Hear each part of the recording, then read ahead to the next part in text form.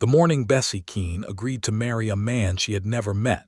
She stood at her father's grave with her jaw set hard and her eyes dry, because she had already decided there was no room left in her chest for anything as useless as grief.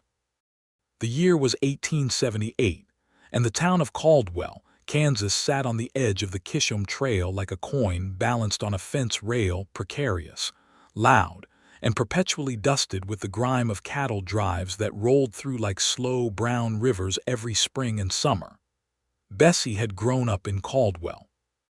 She knew its smell, knew the particular creak of the general store's front door, knew which saloon kept the cleanest glasses and which marshal looked the other way when certain men rode in after dark. She had grown up knowing all of it, and she had grown up certain she would leave it someday on her own terms, with money enough to buy land north of here where the sky was bigger and the cattle smell was somebody else's problem. That plan had died along with her father, Franklin Keene, who had succumbed to a rattlesnake bite 3 weeks earlier on a Tuesday afternoon with such unheroic swiftness that the whole town was still shaking their heads about it. Franklin had been a decent man and a terrible businessman, and what he left behind was a small homestead with a roof that leaked in 2 places, a barn that leaned like a drunk, and debts to 3 different men who were already circling the property with papers in their hands and hungry expressions on their faces. Bessie was 24 years old, and she was alone. She had one friend who mattered in times like these, and that was Clara Moss, wife of the town's only dentist and the most aggressively practical woman Bessie had ever known. It was Clara who came to her 3 days after the burial with a letter folded in her hand and a look on her face that said she had already decided how the conversation was going to end. "You need to read this," Clara said, setting the letter on the kitchen table between them. Bessie looked at it the way she might look at a snake in the road. "What is it?" "It is from a man named Peter Bristol. He ranches up near Wichita, about 30 miles north. He is 30 years old, he owns his land clear, and he is looking for a wife. I took the liberty of writing to him on your behalf 2 weeks ago when I could see which way things were heading with your father's debts." Bessie looked at Clara for a long moment. "You wrote to a stranger about me." "I wrote to a decent man about a good woman who needs a solution," Clara said without apology. "He wrote back within a week. That tells you something about his character and his urgency both." Bessie picked up the letter. Peter Bristol wrote with clean, plain handwriting. No flourishes. His words were direct and without pretension. He said he had a working cattle ranch of 300 acres, a 4-room house that was solid, a well that had never gone dry, and a need for someone to manage the domestic side of things while he managed the cattle. He said he was not a romantic man. He said he understood the arrangement would be a business proposition for both parties and that he had no intention of making demands on her beyond what was reasonable and agreed upon in advance. He said if she was willing, she should write back or, if she preferred, simply arrive on the first Monday of the following month, and he would be waiting at the Wichita station. Bessie read it twice. Then she folded it back along its crease and set it on the table. "It is practical," she said. "It is very practical," Clara agreed. "I would have my own land, or at least land I lived on. And debts paid and a roof, and a man who seems to understand what he is and is not offering." Bessie looked at the ceiling, at the water stain that had spread another inch since the last rain. "I do not love him." "Of course you do not love him. You have never met him. You can tell him that yourself when you do." And so, on the first Monday of October in 1878, Bessie Keene arrived at the Wichita train station with one trunk, a carpet bag, $30 she had saved from selling her father's better horse, and a very clear idea of what this marriage was going to be. She spotted Peter Bristol before he spotted her, which she would later consider the first significant moment between them, though she would not admit this for a long time. He was standing at the far end of the platform in a dark canvas coat, hat in hand, squinting slightly at the people stepping off the train. He was tall in a way that was not immediately obvious until you noticed how far his shoulders were from the ground. His hair was dark and a little too long at the collar, like a man who had been busy and had not gotten around to the barber. His face was angular, strong jaw, straight nose, a mouth that looked like it was trying to decide whether to be serious or not.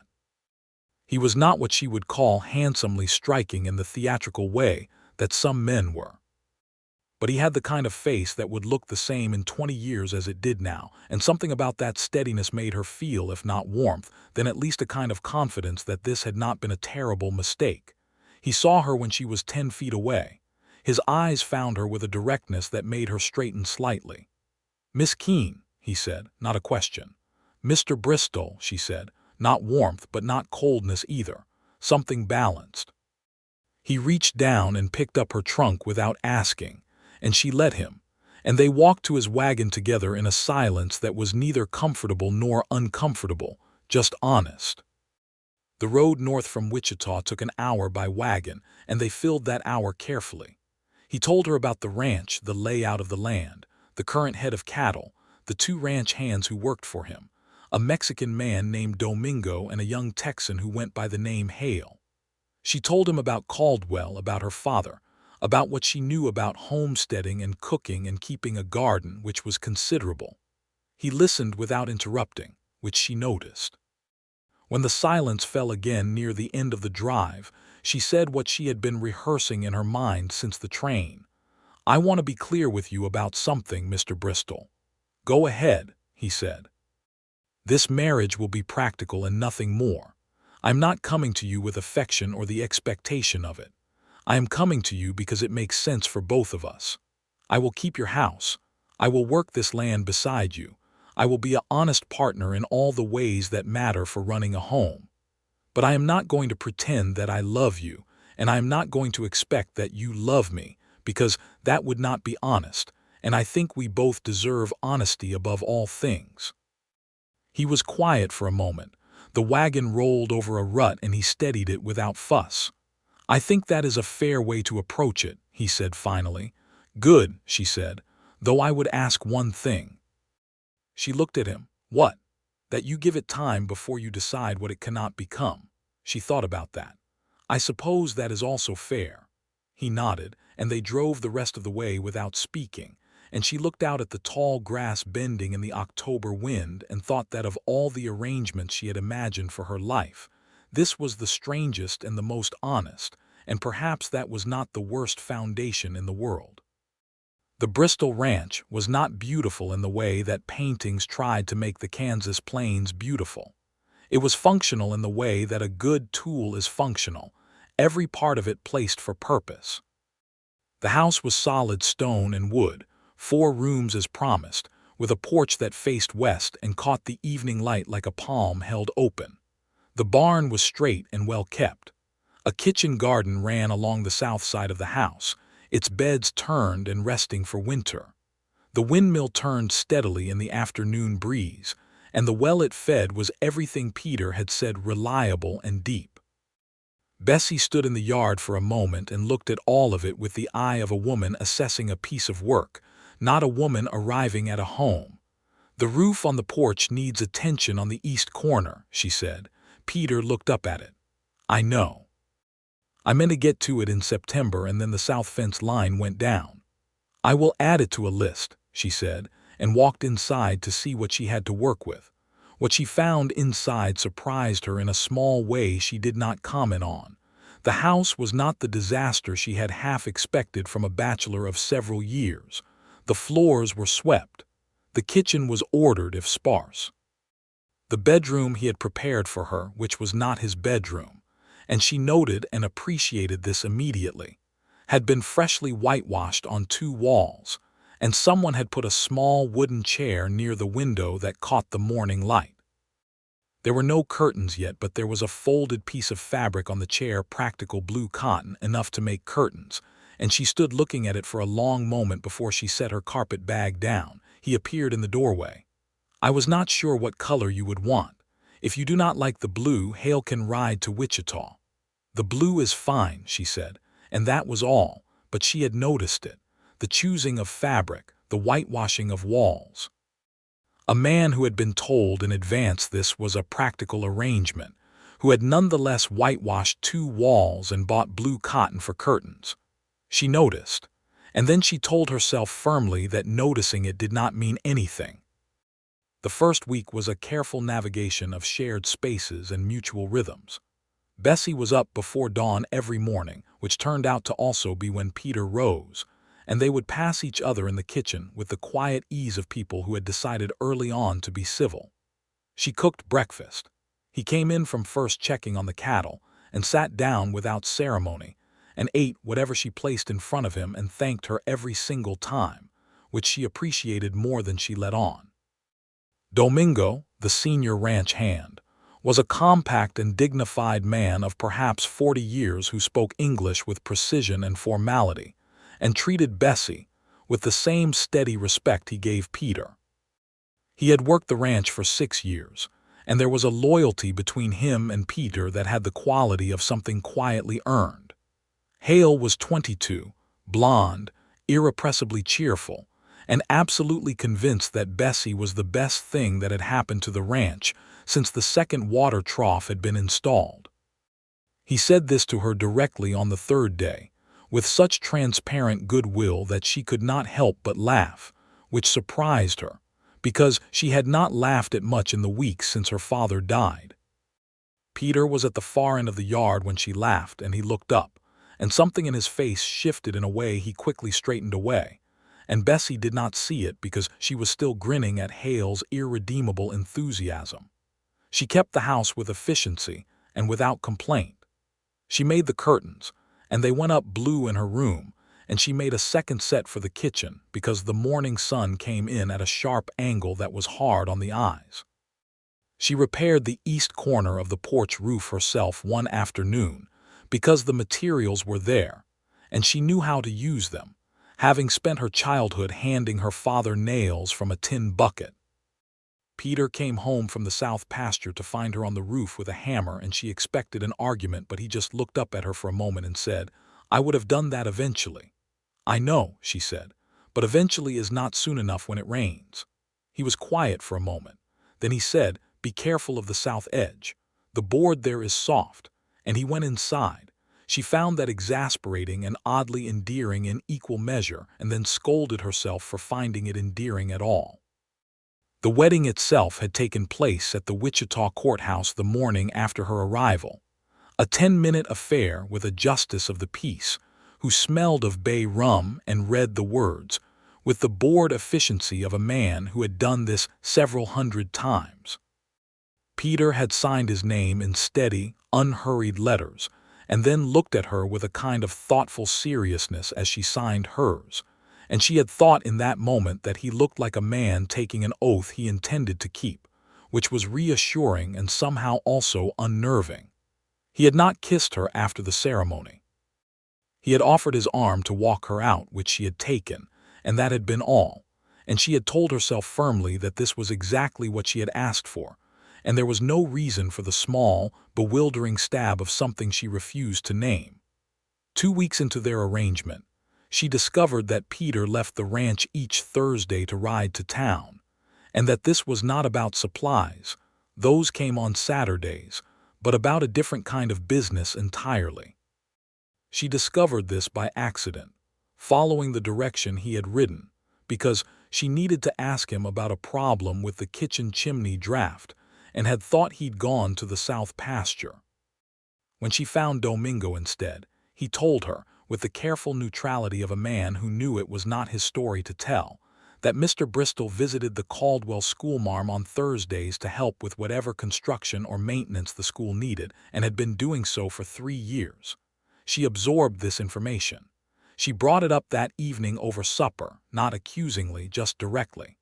"I heard you go into town on Thursdays," she said, "for the school." He set his fork down and looked at her steadily. "Yes.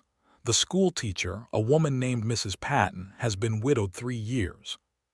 She has no one else to keep the building from falling apart, and the school board doesn't fund repairs adequately, so I help." Bessie looked at him for a moment. "That is a kind thing." He looked slightly uncomfortable with the word. "It is necessary," he said. "It is both," she said, and went back to her food, and across the table he picked his fork back up, and there was a different quality to the silence after that, something slightly less guarded, as though a door had cracked open. She began to understand him in increments, the way you understand a landscape by walking it slowly rather than riding through it fast. He was not a talker. He was not given to sentiment or to the easy performance of feeling. But he was, she came to see, relentlessly and quietly attentive to the ranch, to the people on it, to the details of things that others let slide. She saw it in the way the horses were kept, in the fact that the cattle were fat and healthy going into winter, in the way he spoke to Domingo with a genuine respect that was not performance but habit. She saw it in small things, the way he always brought in extra firewood before storms, the way he checked the well cover each morning without being asked, the way he never raised his voice, not once, even when the south fence went down for the second time in a month, and she could see by the set of his jaw that he was frustrated to the edge of his patience.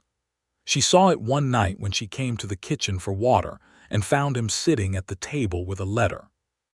He folded it quickly when he heard her, but not quickly enough, and she saw that it was to someone, and that the handwriting at the top was careful and deliberate, like a man who was choosing every word with unusual care.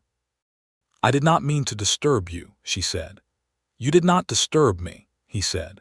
She poured her water and went back to bed and lay in the dark wondering who he was writing to with that kind of care, and she told herself the wondering was only natural curiosity and nothing more.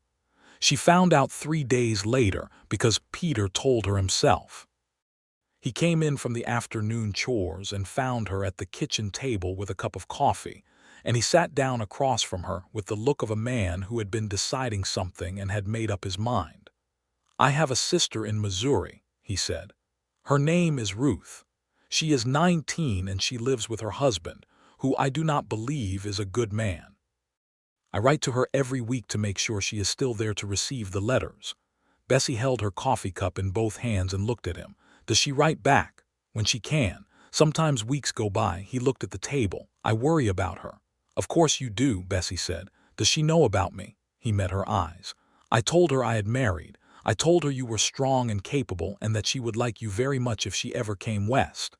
Something warm moved through Bessie's chest without her permission. She contained it carefully. "I would like to write to her as well, if you think she would welcome that." He looked at her in a way she had not seen from him before, surprised, genuinely, and then quietly grateful, as though he had expected something else and been given better. "I think she would very much welcome that," he said.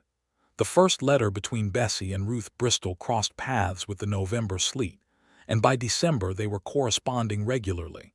And by December Bessie understood that in writing to Ruth she had learned more about Peter Bristol than she had in 6 weeks of living in his house. Ruth wrote about her brother with the frank and loving clarity of someone who had watched him closely all her life. She wrote that he was the most stubborn man she had ever known, which was saying something given the abundance of stubborn men in their family. She wrote that he had worked since he was 14 years old, first on their father's farm and then on other people's farms, and then slowly, painstakingly, building his own acres because he could not bear to work for the benefit of someone else's dream when he had a perfectly good dream of his own. She wrote that he was not a man who said much, but that when he did say something, it was worth listening to. She wrote in the 5th letter that she hoped Bessie was being patient with him, because he was the kind of man who had feelings the way rivers had water, deep and constant, and not always on the surface where you could see them. Bessie read that line twice in her room on a cold December afternoon with the blue curtains moving in the draft from the window, and she sat with it for a long time. Feelings the way rivers have water. She thought about the curtain fabric. She thought about the whitewashed walls.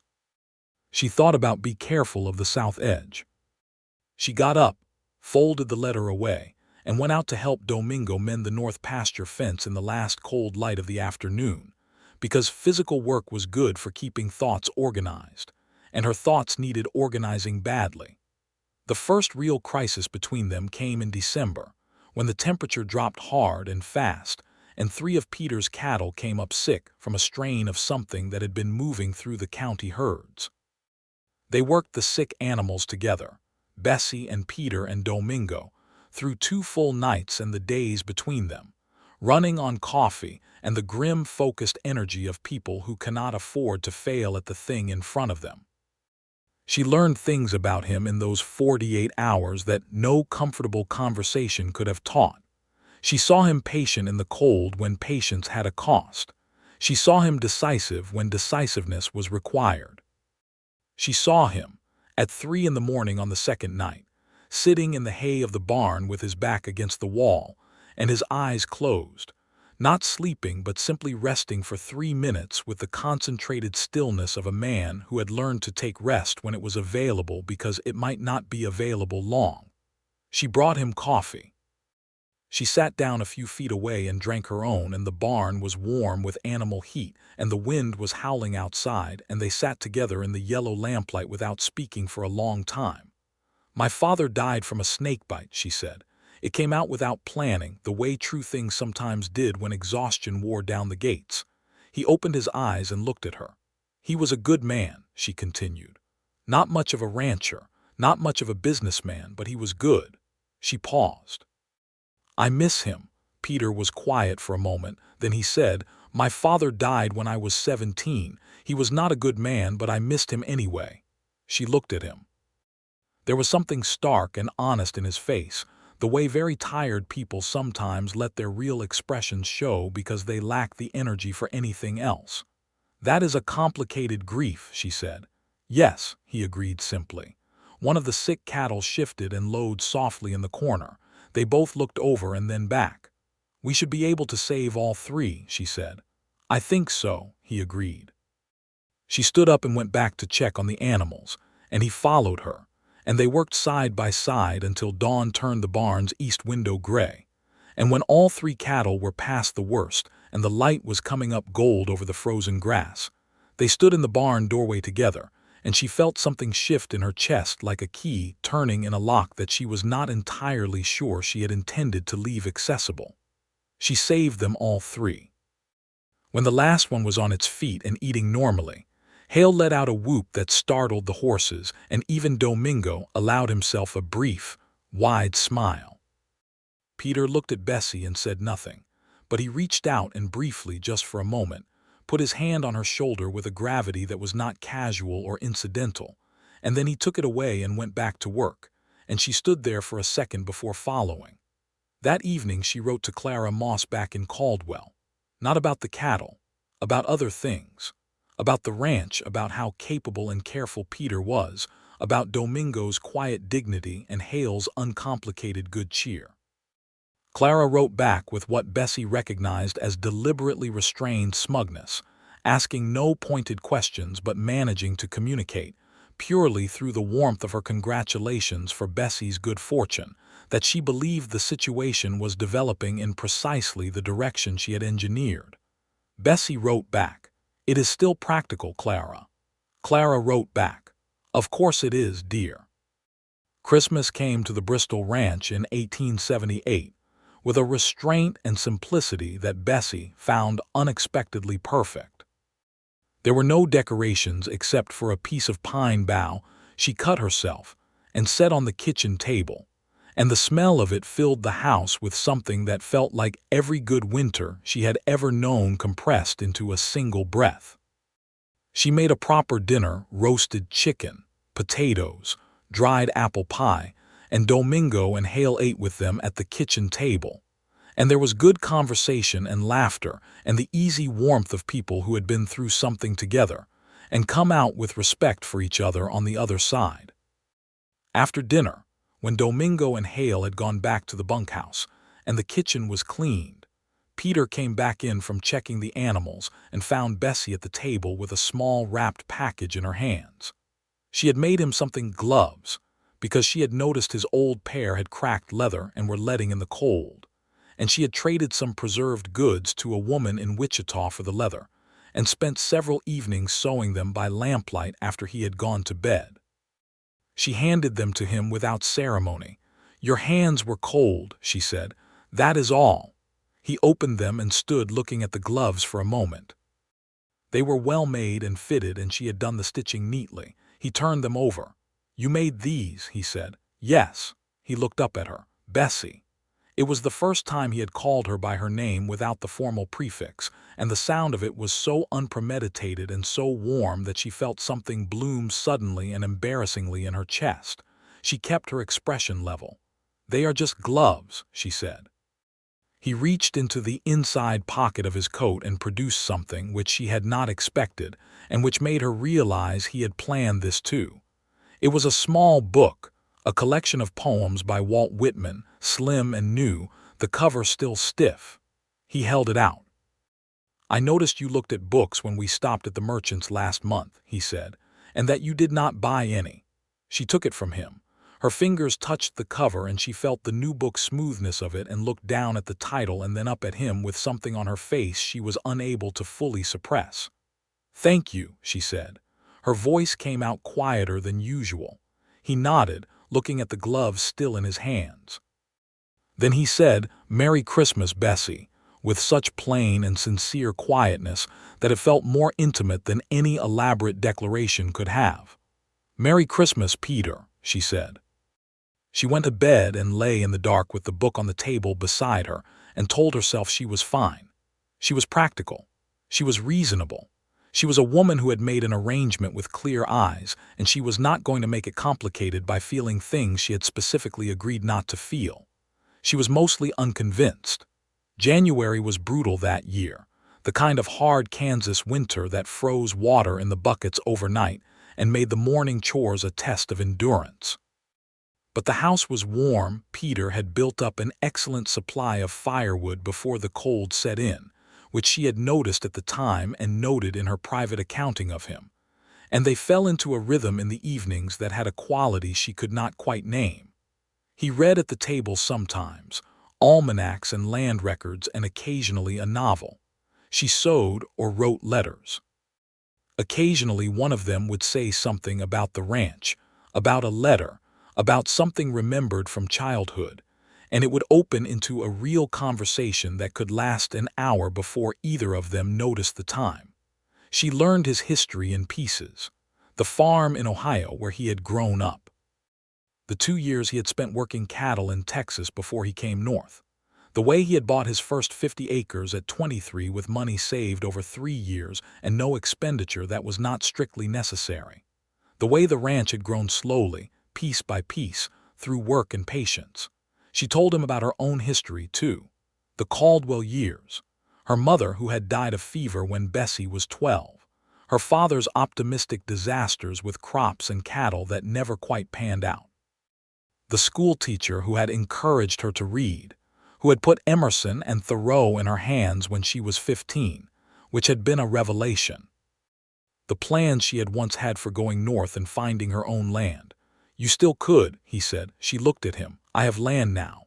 "This is my land," he said, not unkindly but with a precision that was also honest. "It is your home, but legally it is mine. I think about that." She was quiet for a moment, turning this over. "Most men do not think about that." "I am aware," he said. "I am trying to decide how to address it." She looked at him steadily. "How do you mean to address it?" He met her eyes. "I spoke to a lawyer in Wichita last month. There is a way under Kansas law to put a portion of the property in your name. 40 acres on the east side, including the kitchen garden and the house itself. It is not the whole ranch, but it is yours, not mine." She stared at him. The fire popped in the stove. Outside, the wind was moving steadily against the walls. "Why would you do that?" she asked. He was quiet for a moment, looking at his hands. "Because you came here in good faith to build a life, and I think a life should have ground under it that you can stand on without someone else's permission." He looked up. "I should have offered it sooner." She sat with that for what felt like a long time. Then she said, carefully, "Peter, you understand that is not a practical thing to do. That is something else." He said nothing for a moment. Then he said, "I said I agreed with your terms, Bessie. I did not say I would live entirely by them." And there it was, said quietly, without drama but with absolute clarity. She heard it. She could not unhear it.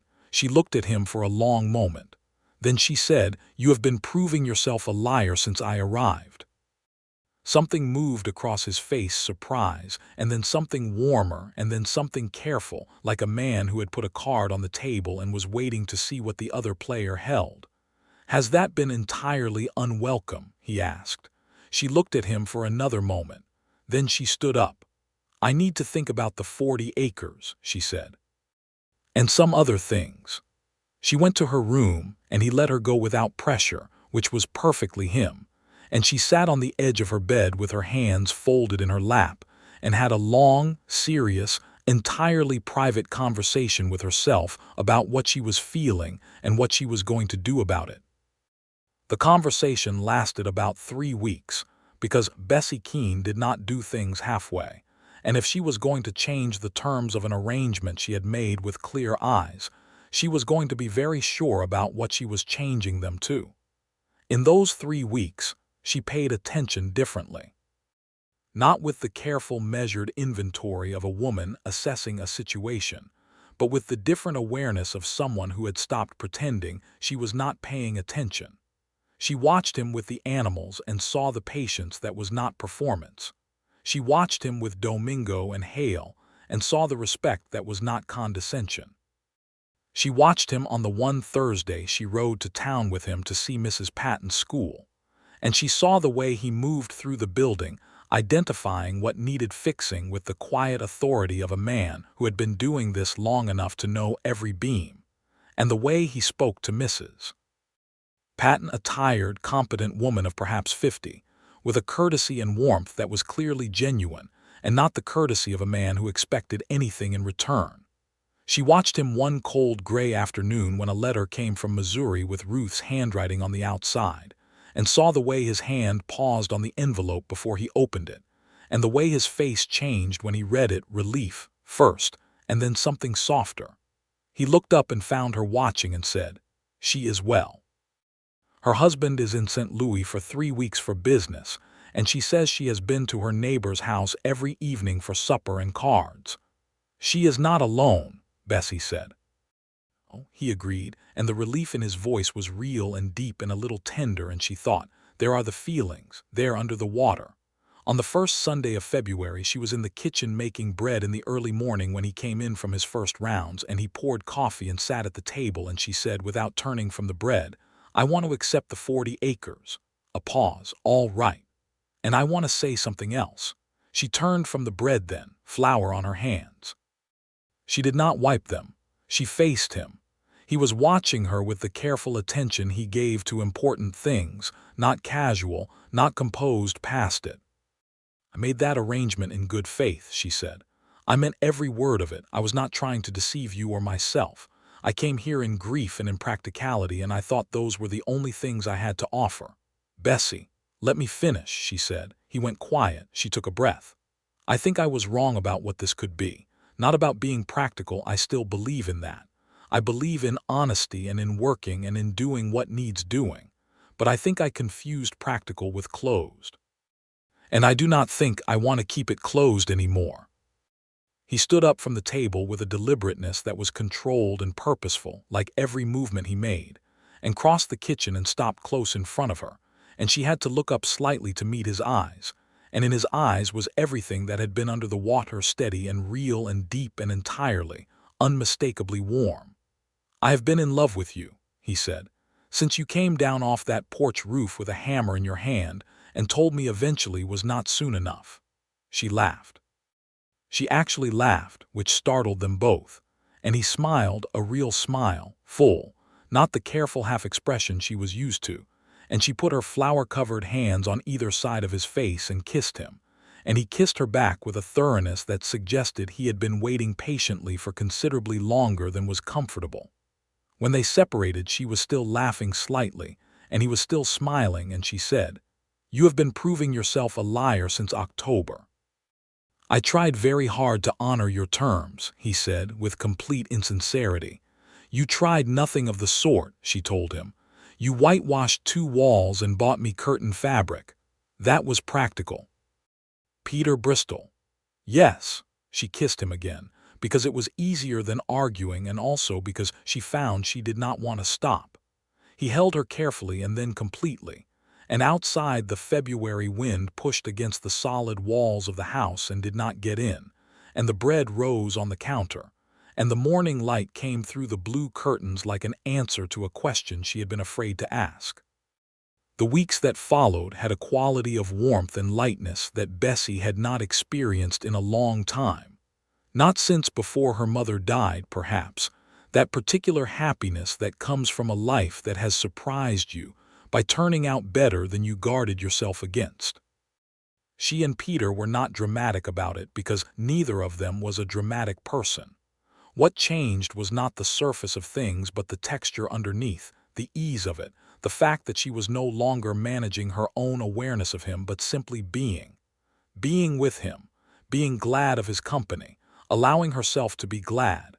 He was still not a man who said a great deal, but what he said had changed. He asked her things now, her opinion about decisions, her preference about things, her thoughts about what she read. He listened to her answers with that complete attention of his, and when he responded it was evident that he had actually heard. She learned that this was the particular luxury of being loved by a man like Peter Bristol, the kind of love that shows up in full attention, in remembering small things, in the quiet daily choices that add up to a life built for two. In late February, a letter came from Clara Moss in Caldwell that made Bessie sit down immediately upon reading it. The tone was careful, which was unusual for Clara, who was not a careful writer. She wrote that there had been some trouble with one of the men to whom Franklin Keene had owed money, a man named Gideon Marsh, who had held the largest of the three debts, and had been less than satisfied with the partial settlement that had been made from the sale of Franklin's horse and remaining goods. Clara wrote that Marsh had apparently told several people in town that the debt had not been properly settled, and that he intended to pursue the matter further, and that he had specifically mentioned Bessie by name. Bessie read the letter twice and then handed it to Peter across the table without comment. He read it, set it down, and thought for a moment. How much was the debt? He asked. She told him. It was not a small number. Her father had borrowed from Marsh for improvements to the homestead that had never quite come to fruition. Was there a written agreement? Peter asked. There was, she said. I saw it, but I do not have a copy. He nodded slowly. Do you know the man? I know of him, she said. He had a reputation in Caldwell as a man who collects debts with more enthusiasm than he shows in extending them honestly. Peter looked at her. We should go to Caldwell, he said. I would like to see this settled. You do not have to, she began. Bessie, he said, with the quiet firmness that she had come to understand meant he had decided something and was not going to be argued out of it. You are my wife. Your father's debt is a matter that concerns our family. I would like to go and settle it. She felt the word family land in her chest like something solid and warm. She looked at him for a moment and then said, All right, we will go to Caldwell. They rode to Caldwell 3 days later with the ground still frozen, and the sky a bright, cold February blue. They found Clara Moss at her house, and she embraced Bessie with a warmth that made Bessie realize how much she had missed her. And then she turned to Peter with bright eyes that were already cataloging him in the way she had of assessing men. And she said, within 30 seconds of meeting him, You have a very honest face, as though this was a complete and satisfactory verdict.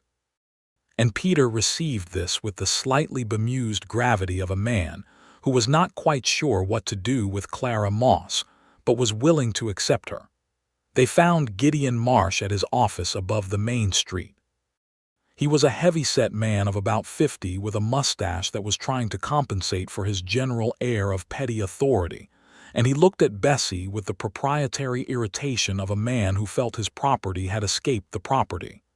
Mrs. Bristol now, is it? He said, with a flatness that was meant to diminish. It is, Bessie said evenly.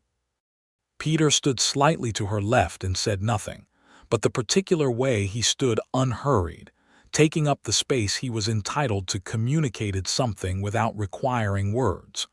Marsh produced his copy of the debt agreement and a ledger of what he claimed was still owed. Peter looked at both documents carefully. Then he said, The sale of the property in Caldwell settled the principal of this debt according to the terms written here. What you are claiming as outstanding is an interest charge at a rate that was not written into this agreement.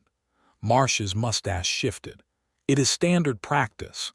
If it is not in the written agreement, it is not owed, Peter said, with a calm that was absolute and not aggressive, simply accurate. I am a reasonable man. I am willing to pay an additional amount as a final settlement in good faith.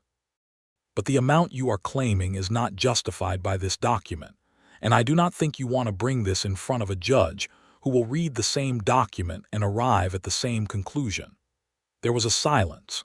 Marsh looked at Bessie and then at Peter, and something in his calculation shifted. They settled the matter that afternoon for a figure that was substantially less than what Marsh had been demanding, with a written receipt that cleared the debt completely. Marsh was not gracious about it, but he was done with it, and Bessie walked out of his office into the cold street with a lightness that was partly relief and partly something else, the particular feeling of being stood beside, which was different from being helped and much better than she had remembered. She looked at Peter on the street and said, "You handled that very well." "You would have handled it the same without me," he said. "Perhaps," she said, "but it is better to not have to." He looked at her for a moment with that deep steadiness of his, and then offered her his arm, and she took it, and they walked down the main street of Caldwell together and stopped at Clara's house for supper, and Clara served an excellent meal and watched them with barely contained satisfaction across the table all evening. On the road home under a sky full of stars, the wagon moving through the cold and quiet dark, Bessie sat close enough to Peter that their shoulders touched and neither of them moved away, and she thought about Caldwell and the life she had lived there and the life she was making now, and the distance between those two things felt both vast and very small, like the way a scar looks up close and looks like nothing from a few feet away. "I am glad I came here," she said, not to him specifically. To the night and to herself and to him. "I am glad you came here," he said, to her specifically without qualification. She leaned her head against his shoulder for the rest of the drive home, and he drove with one hand and put his other arm around her, and the horse knew the road, and the stars were enormous in the Kansas sky, and it was the finest night she had spent in a very long time. Spring came to the ranch with the sudden violence that the Kansas plains occasionally use to announce themselves. 3 days of warm wind that turned the grass green while you were watching it, followed by the first cattle drive of the year moving up through the trail to the south, filling the air with the sound and smell of progress in its most bovine form. Hale, who loved cattle drives with the enthusiasm of a man who had not been working them every year since he was 16, went to lean on the south fence and watch with the reverence of a man at a spectacle. It was also in spring that the matter of Ruth came to a head.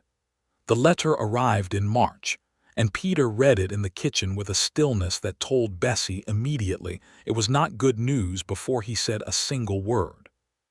He handed it to her when he had finished, and she read it, Ruth's handwriting more hurried than usual, the words closed together in a way that suggested urgency held down by careful manners.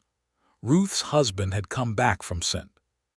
Louis and he had come back angry, and she had spent 2 weeks at the neighbor's house, and now she was back home and the situation was not safe and she did not know what to do, and she was writing to tell Peter because she did not want him to hear it another way. Bessie finished the letter and set it down on the table. "She needs to come here," she said. Peter looked at her. "She has a husband. Legally I know what she has legally," Bessie said. "I also know what that letter sounds like and what it means, and she needs to come here. Write to her tonight. Tell her there is a room for her and that Domingo can meet her at the Wichita station if you send ahead to have him." Peter was very still for a moment. Then he said, "She may not come." "She may not," Bessie agreed, "but she needs to know she can." He wrote the letter that night. Bessie added a note at the bottom, short, direct, warm, telling Ruth that the house had enough rooms and enough good work to make any woman feel steady, and that she was very welcome for as long as she needed. Ruth arrived in April. She was 19 years old, slight and dark-haired like her brother, with a wariness in her eyes that softened when she stepped off the train and saw Bessie waiting with the wagon. Peter had stayed at the ranch. They had both agreed in a brief and wordless consultation of exchanged looks that Bessie should be the first face Ruth saw because it would be easier. Ruth looked at her for a moment from the platform, with the careful assessment of a young woman who had learned to read situations quickly. "You are Bessie," she said. "I am," Bessie said. "Your brother talks about you constantly." "He does not talk about anything constantly," Ruth said, with the absolute certainty of long knowledge, and Bessie laughed, and the wariness in Ruth's eyes began slowly to ease. Peter was in the yard when they arrived, and he came to the wagon and helped Ruth down with a contained relief that she received without fuss, with only a brief fierce pressure of her hands on his arms before she straightened and looked at the ranch with clear eyes. "This is very solid," she said. "I built it to be," he said. "Show me around," she said, and he did, and Bessie watched them walk across the yard together, brother and sister, and felt a warmth for them both that was complete and uncomplicated. Ruth stayed. The matter of her husband was resolved, eventually, through the agency of a letter from a Wichita lawyer whom Peter engaged, and the man, whose name Bessie was careful never to speak aloud in Ruth's hearing, because she did not believe in giving such men more space than they required, did not attempt to follow, which may have been because the lawyer's letter was very clear about what would happen if he did, or may have been because he was, at bottom, a coward, which Bessie had suspected from the first description of him. Ruth was a quick and willing worker, and she was good with the kitchen garden, which she took over with a proprietorial energy that Bessie was delighted to yield. She was also quietly funny, with a dry observation about people and situations that came out at unexpected moments, and could make Peter's mouth twitch in a way that Bessie had learned to recognize as his closest equivalent to helpless laughter. By summer the ranch had a different feeling, fuller, warmer, with 4 people around the supper table most evenings when Domingo chose to eat with them, which was often. Hale had taken to including Ruth in conversations with the same oblivious goodwill he directed at everyone, which Ruth initially received with suspicion, and gradually, over several months of Hale being relentlessly cheerful and helpful and completely transparent in all his motivations, with something warmer. But that was a different story beginning, and Bessie watched its early pages with quiet amusement. The summer was full. The cattle drive was good, prices were strong, and the season's calves had come in healthy and well-numbered. Bessie had expanded the kitchen garden and had begun selling preserved goods and eggs to the merchant in Wichita, which added a small but real income that was her own, and which Peter had encouraged from the start without once suggesting it was unnecessary or small. On a night in July, hot and still with the heat that the plains collected and held in the dark, they were sitting on the porch after supper, the way they did most evenings now, and the sky was so full of stars it looked almost like an excess, like someone had been generous to the point of extravagance. Peter said, without preamble, as was his way, "I filed the paperwork on the 40 acres in April. It should be fully recorded by now." She looked at him. "You did not tell me. I wanted it to be done before I mentioned it," he said. "I did not want it to still be a promise." She looked at him for a long moment in the dark, at the familiar set of his face and the particular light in his eyes, and felt the fullness of the moment in her chest like something that wanted to be larger than a chest could contain. "Peter," she said, "yes, I love you." A pause. Not hesitation, more like the pause of a man who was making sure he had heard correctly and wanted to receive the thing properly. "I know," he said, then more quietly, "I love you. I have told you that." "You told me once in February," she said, "and I had flour on my hands and I was too startled to answer you properly." "I noticed," he said. "Consider this the proper answer," she told him. He reached over and took her hand where it rested on the arm of her chair and held it, and they sat together looking at the excessive sky, and neither of them said anything else for a long time, and the silence was one of the most eloquent conversations they had ever had. It was in August that Peter made a decision that surprised her in a way she would never entirely let him forget. He told her he was going to teach her to manage the cattle accounts, all of them, the full ledger of income and expenditure and the projections for the following year. Not because she had asked, she had not, but because, he said, if something happened to him, she needed to be able to run everything without pause or confusion. She sat across from him at the kitchen table with the ledger open between them and said, "Most men would not do this." "I know," he said. "It is not exactly what a man typically considers when he marries." "I am aware," he looked at her. "You told me in October that you deserved honesty. I agree. Part of honesty is making sure you are never dependent on mine continuing." She looked at him for a moment with an expression she did not bother to conceal. "You are the most unconventionally thoughtful man I have ever met, Peter Bristol." He looked mildly self-conscious. "I am just being practical," he said. She pressed her mouth together to contain the smile. "Of course you are," she said.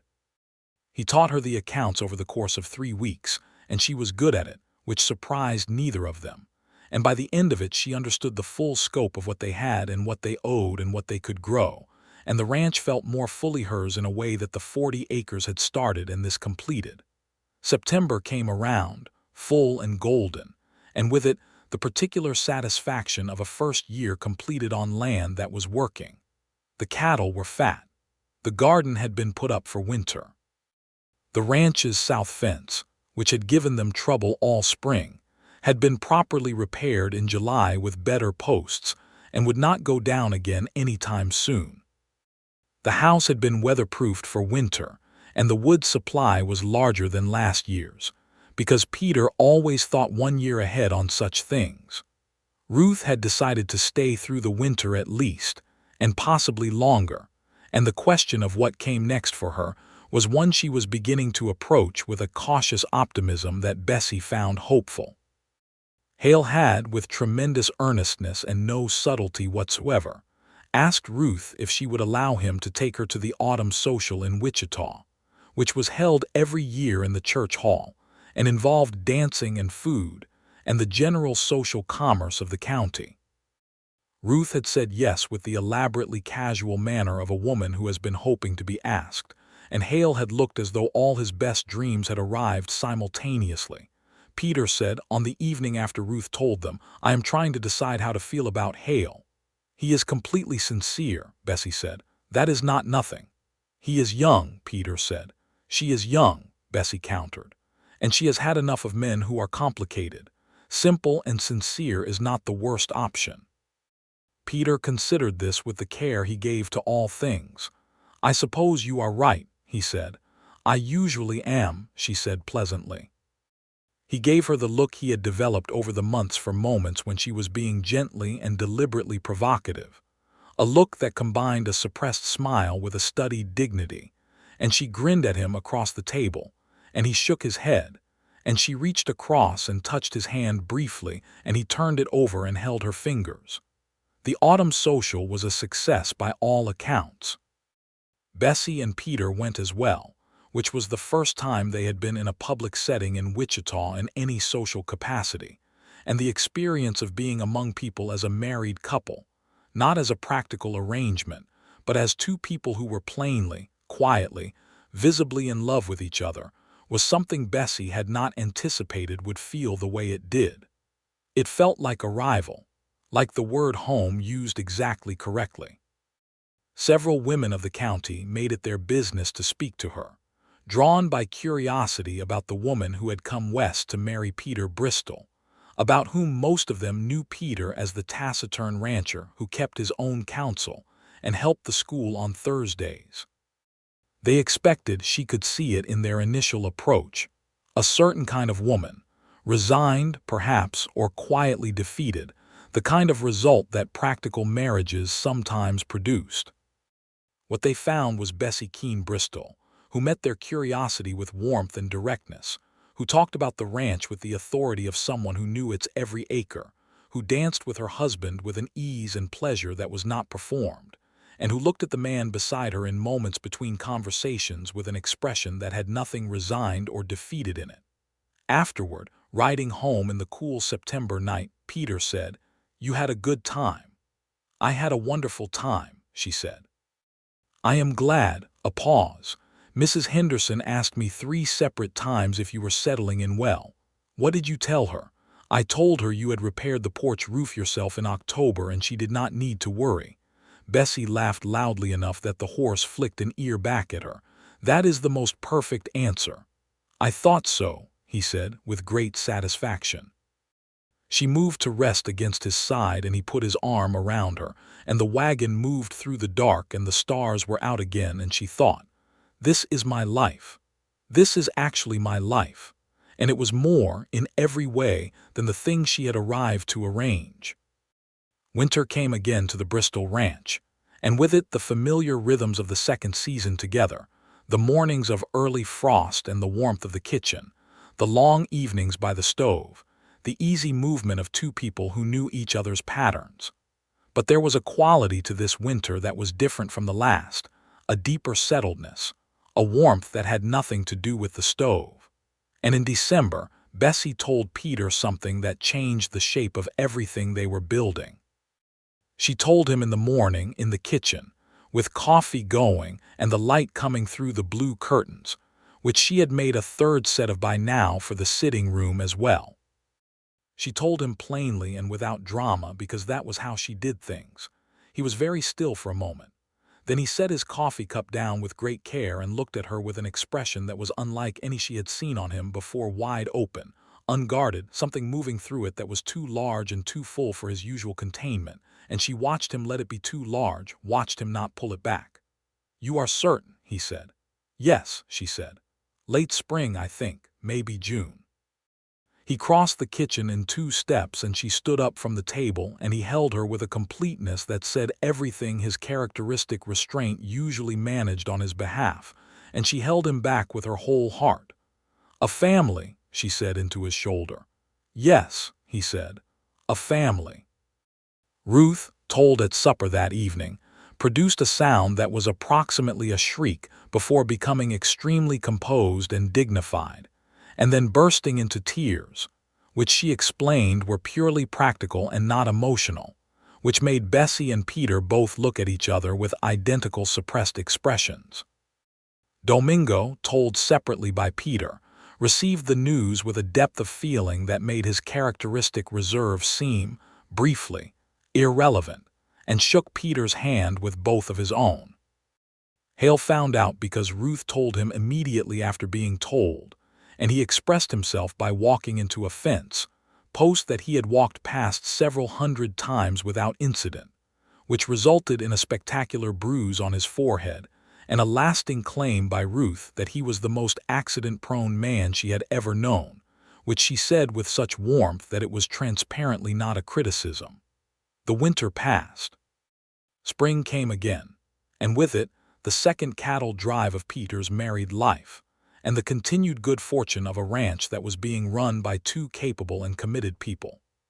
Bessie worked through the spring with her characteristic energy, modified slightly by practical necessities, and refused to be treated as anything other than herself, which Peter respected, and Ruth attempted to override with a level of maternal hovering that was disproportionate to her 19 years. "I am older than you," Bessie pointed out one afternoon. "You are also growing a person," Ruth said reasonably, "so I win." Bessie could not entirely argue with this logic. The boy arrived in June, as she had predicted, in the first real heat of summer, and he came into the world with an opinion about it that he expressed loudly and at length, which made the doctor, a tired and good-natured man named Dr. Cole from Wichita, say he had good lungs. Peter was in the hall outside the room for the full duration, which was longer than either of them had wanted, and Bessie could hear Ruth's voice in the hall at intervals, steady and reassuring, which she was grateful for. When it was done and the room was quiet and the baby was wrapped and she was propped against the pillows with the boy in her arms, Peter came in with a care in his step that she recognized as the particular care of someone who is afraid of the size of his own feeling.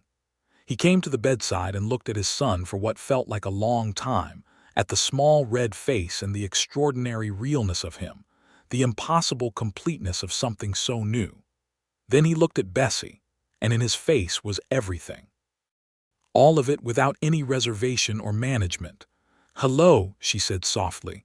"Hello," he said, like a man arriving home. She shifted the baby toward him, and he took the boy with a clumsy, careful reverence that was very unlike his usual confident competence with things, and held him against his chest. And the baby was unimpressed but also warm. And Peter looked at the ceiling for a moment, and Bessie saw him work to contain himself and not manage it. And she loved him utterly, completely in that moment, for not managing it. "What is his name?" Ruth called from the doorway where she was attempting to be discreet with transparent unsuccess. Peter looked at Bessie. They had discussed names. They had been discussing names for months. "Franklin," Bessie said. "Franklin Peter Bristol." Peter looked at her with the particular expression that she had come to know was his version of undone. Her father's name. His own middle name as a bridge. "Yes," he said. "That is right." Franklin Peter Bristol weighed in at a solid 8 pounds and considered the world with the dark-eyed skepticism of a person who had not yet decided whether it deserved him, which Hale said was clearly his father's disposition, and which Peter received with complete equanimity. The months that followed had the texture of a life fully underway, busy and warm and sometimes exhausting, and always real. Franklin grew from the uncertain lump of a newborn into a sturdier, more opinionated creature who seemed to feel strongly about horses, mornings, and Domingo, in that order of enthusiasm. Domingo received this devotion with the dignified pleasure of a man who would not admit it delighted him, but clearly could not help being delighted. Ruth, in the spring following Franklin's birth, made a decision that had been forming slowly all through the winter. She had been writing to a woman who ran a small school in a growing town west of Wichita, a woman who needed a teaching assistant who could also keep books, and Ruth had the skills for both. She told them at supper with a composure that cost her something, and Peter listened with his full attention and said nothing for a moment, and then said that if it was what she wanted it was the right thing, and Bessie watched them, brother and sister, navigate the complicated tenderness of people who have been each other's most reliable constant, and are now choosing to expand their radius, and it was hard and good and exactly right. Hale rode out to drive her to the station on the day of her leaving, which no one commented on, though the particular quality of his expression on his return told its own story, and Ruth's first letter from her new post contained a sentence near the end that said the town was small but had good people, and Hale had said he would come see her at Christmas if Peter did not need him, and she hoped very much that Peter would not need him, and she hoped Bessie would tell her so. Bessie read this to Peter at the kitchen table that evening with a face of perfect composure. Peter looked at the ceiling for a moment. "Tell her I can spare him for Christmas," he said. Bessie wrote it down immediately, before he could reconsider. The ranch turned its third full year in the autumn of 1881, and Bessie stood in the kitchen garden in October with the turned beds around her and Franklin on her hip, pointing at things with the authority of a 14-month-old who felt the world was primarily there for his direction. And she looked at the house and the barn and the windmill and the good solid stone walls and the porch with its repaired east corner and the blue curtains moving in the window, and felt the accumulated weight of it all. Not as a burden but as a ballast, the weight of a life built piece by piece with full intention. Peter came across the yard from the barn with his coat in his hand and his hat pushed back and stopped beside her, looking at the same view, and she leaned into his shoulder without thinking because it was simply where she belonged. "Another good year," she said. "Yes," he said. "Better than the one before," she said. "Yes." He reached over and took Franklin, who transferred to his father with the cheerful ease of a child who has never had reason to doubt either of his parents, and Peter held him against his side, and Franklin immediately began pointing at the windmill with great urgency, as though he had just invented it. "I want to expand the south pasture next spring," Peter said. "There is another 50 acres adjacent that the Hendersons have been wanting to sell. I have been thinking about it." "I know," Bessie said. "I saw the figures you left on the table. I did not leave them for you," he said. I was working on them and left them there. And I looked at them, she said, and I think the price is fair and the land is good. Buy it. He looked at her with that particular expression, the contained one that contained a great deal. You have become very decisive about this ranch. It is half mine, she said. It is, he agreed. He looked at her. More than half, honestly. She looked back at him. Do not be sentimental. I am not, he said. I am being accurate. Peter Bristol, you are the most practical man you know, he offered. She pressed her lips together. The windmill turned. Franklin pointed at it again. The October sky was enormous and blue, and the grass was going gold in the late afternoon light, and she was 26 years old, and she was exactly where she had never planned to be, and it was the finest thing she had ever done. You proved yourself a liar from the very first week, she said. You know that. He looked at the middle distance with the elaborate neutrality of a man who is pleased with himself and choosing not to show it fully. I said I agreed with your terms. I agreed that a practical marriage could work. I did not say I intended to stop at practical. You were scheming from the beginning. I was hopeful from the beginning, he corrected, with a precision that was entirely genuine. Those are different things. Scheming implies I was certain. I was not certain. I was only very unwilling to stop at the arrangement when there was the possibility of something more. She looked at him for a long moment, at the man she had married in a courthouse with dry eyes and a practical plan, who had whitewashed 2 walls and bought blue curtain fabric and driven away a debt collector and put 40 acres in her name, and stayed up 2 full nights with sick cattle and written to his sister every week without fail, and held his newborn son, and looked at the ceiling to keep himself together. I love you, she said, for approximately the 472nd time since February of the previous year, and it had not gotten smaller once. I love you, he said back with his characteristic unhurriedness, as though there were no urgency because it was not going anywhere and there was all the time in the world, which was, she had come to understand, exactly how he loved, with the confidence of a man who has decided and does not reconsider. Franklin made a decisive statement about the windmill, and they both looked at him, and then at each other, and Peter adjusted his hold on the boy, and Bessie tucked her hand into Peter's arm, and they stood in the October afternoon on their land, 40 acres hers in law, 300 acres hers in every way that counted, and watched the windmill turn. The years did not wait for the story to catch up with them, which was how good years worked. They kept coming with the particular generosity of a life that has found its rightful shape. The South Pasture expansion happened in the spring of 1882, and the Henderson land turned out to have a small creek along its eastern edge that had not been apparent from the figures, which delighted Bessie and prompted Peter to say, with great satisfaction, that the price had been even better than expected.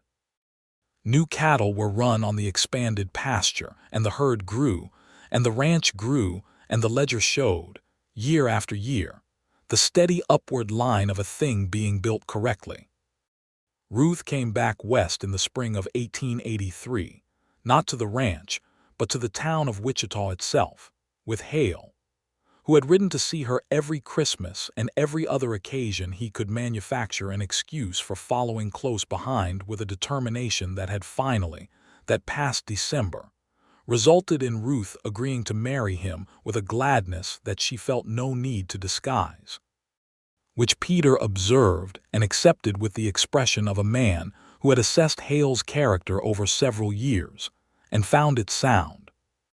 Hale was 25 and Ruth was 22, and the wedding was held at the ranch in early May with wildflowers in every corner, and Domingo, in a suit that he had acquired and wore with tremendous dignity, and Franklin, nearly 3 years old, performing his role as the general confusion element with maximum commitment. The following year, 1884, was the one Bessie would look back on later as the year the ranch became something she had not planned for but would not have altered for anything available. It was the year she and Peter sat at the kitchen table on a winter evening with Franklin asleep in the next room and the blue curtains still and a second set of baby clothes folded on the shelf in the hall, and she said, I think we are building something that will last longer than us." "That is the point," he said. "The land will be Franklin's," she said, "and anyone who comes after, and they will not know what it cost to make it, but they will have it solid under their feet." He looked at her. "They will know," he said, "because we will tell them." She smiled at that.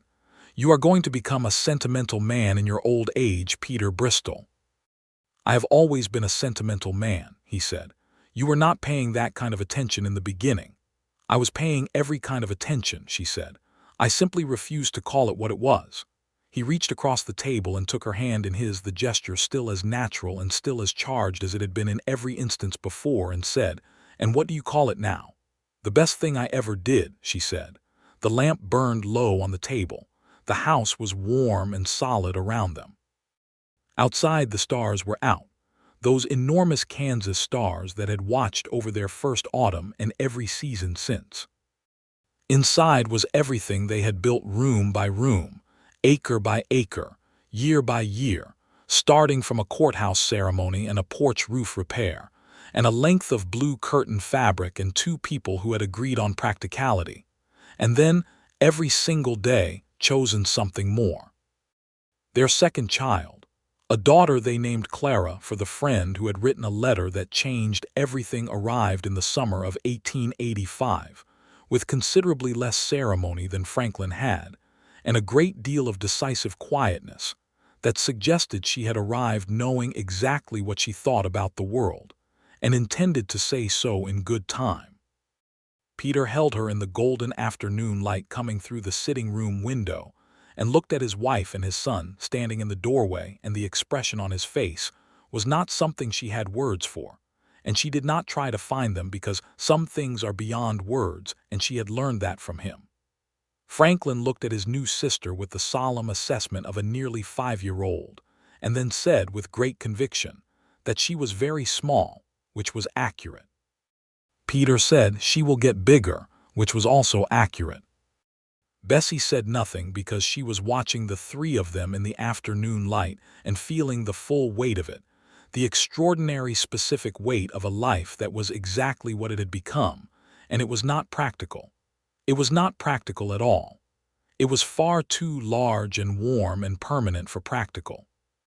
It was the whole and real and irreplaceable thing, and she had found it in the last place she had thought to look, in a courthouse, in a wagon ride, in whitewashed walls and blue curtain fabric, and a man who had agreed to her terms, and then spent every single day, with the quiet persistence of a river that knows where it is going, proving himself a liar. The Bristol ranch stood for a long time after that. The ledger grew, the land held, the well never went dry. And on the porch that faced west to catch the evening light, long after Franklin and Clara were old enough to run the south pasture on their own, Peter and Bessie Bristol sat in the late summer evenings and watched the sky go gold, and did not need to say much at all, because they had said the important things, all of them, across a decade of mornings and cold nights and cattle seasons and table conversations and silent wagon roads under enormous stars. And the saying was done, and the knowing was complete. And it was the most practical arrangement either of them had ever made, which was to say it was everything.